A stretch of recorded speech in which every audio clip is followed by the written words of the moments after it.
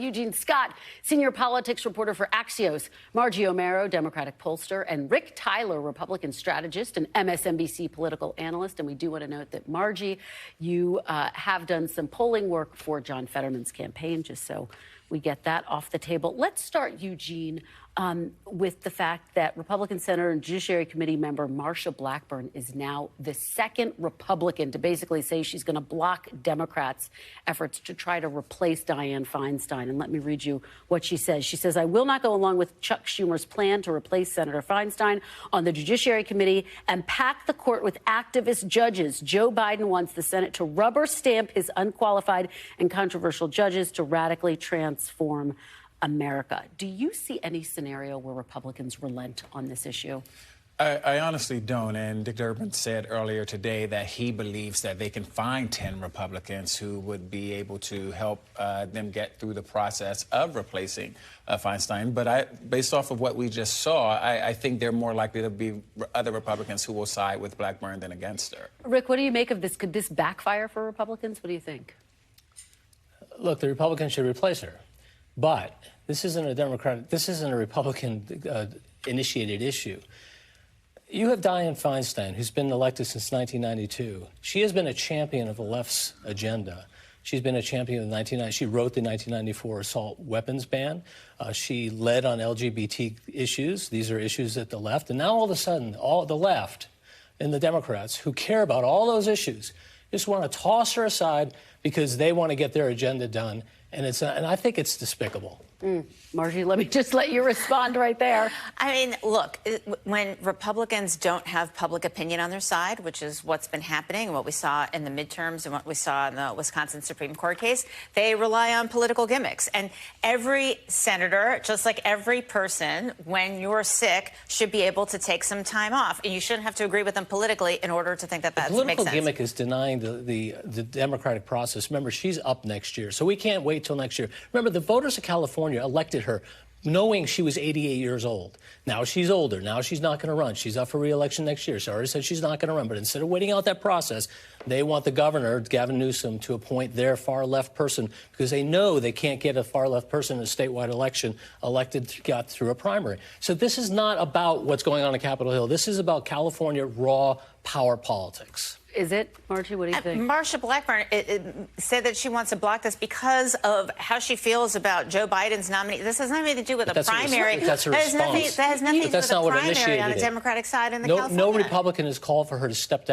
her seat, vacate her seat. You do have Ro Khanna, you have Dean Phillips kind of leading this charge for her to step down. I mean, do you think that more are going to follow suit? Are you concerned about that? I don't know. This is a decision that's up to her and her family and her staff. Ro Khanna called it a dereliction of duty. I think that's despicable. Let me play what Amy Klobuchar had to say. She's one of those who's trying to walk a fine line, and I think it really illustrates the tough spot that some Democrats are in. Take a look.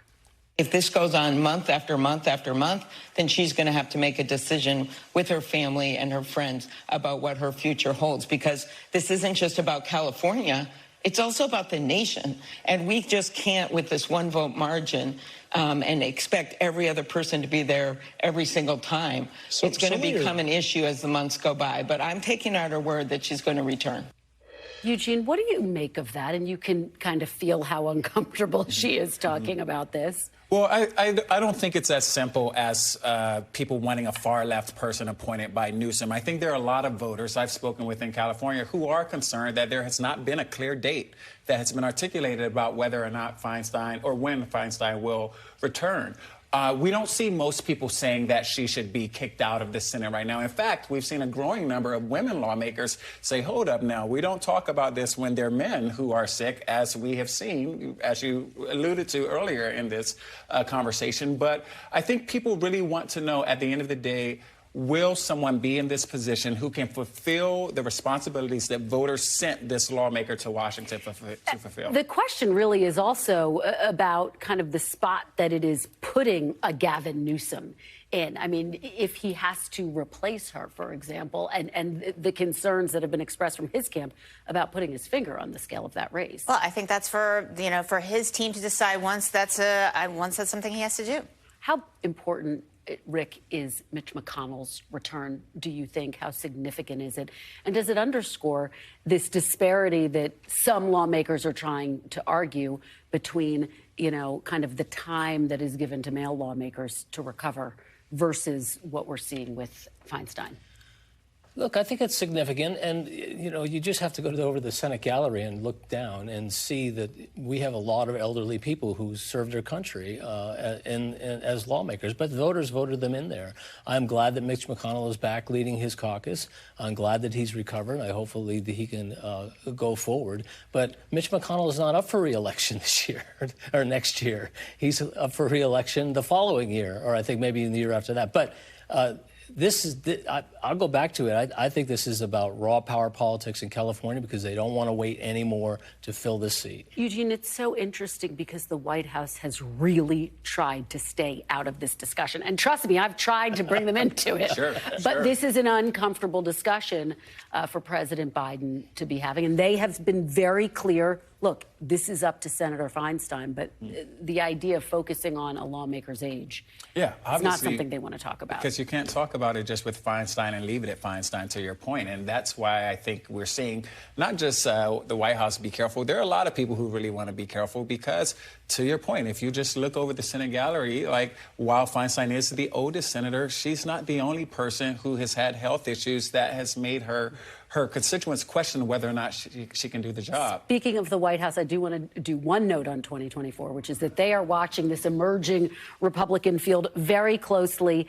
And Margie, I wonder, from the perspective of the White House and from Democrats, who would be the tougher challenger in a general election? Would it be former President Trump or would it be Ron DeSantis? Well, I'll say, as a pollster, you should not even think about what the polls look like for a 2024 election when you have someone as well-defined as Trump versus someone that people are still beginning to know. I will tell you, and we've done now focus groups with younger voters, with younger men of color, with older voters, all kinds of different audiences, and you ask them about Trump running again, and people say, that's going to get me to vote against him. Like, I've just had enough. Even Republicans say, I don't think we can as a country handle this again anymore. Even people who said I voted for him, I liked him, I don't think we can handle it anymore. That said, that doesn't mean that I don't think that DeSantis would be vulnerable. He has the same mean-spiritedness that voters have clearly rejected. And I think that's, whether you're talking about social issues or whether you're talking about how you view the other party, the sense that you are deliberately not trying to bring the country together, that's something that voters say, I've had enough of that. Rick, what's your take? Look, I think the Republican Party is very scared and they want to move on from Trump, but they don't know how to because currently he would win the nomination. And frankly, I don't think Ron DeSantis has demonstrated, at least of yet, that he's up to it. Challenging Trump as the one alternative because he keeps failing that, because he casts himself always in the shadow of Trump. He's always reacting to Trump. He's always defining his issues based on what Trump is or isn't. And you saw that with the Ukraine issue, where he stepped in it on Ukraine and then immediately backed off because he was realizing he's not being a leader, and people want a leader. Yeah. All right. Great conversation. Thank you all so much, Eugene, Margie, and Rick. Really appreciate it. Thanks for watching our YouTube channel. Follow today's top stories and breaking news by downloading the NBC News app.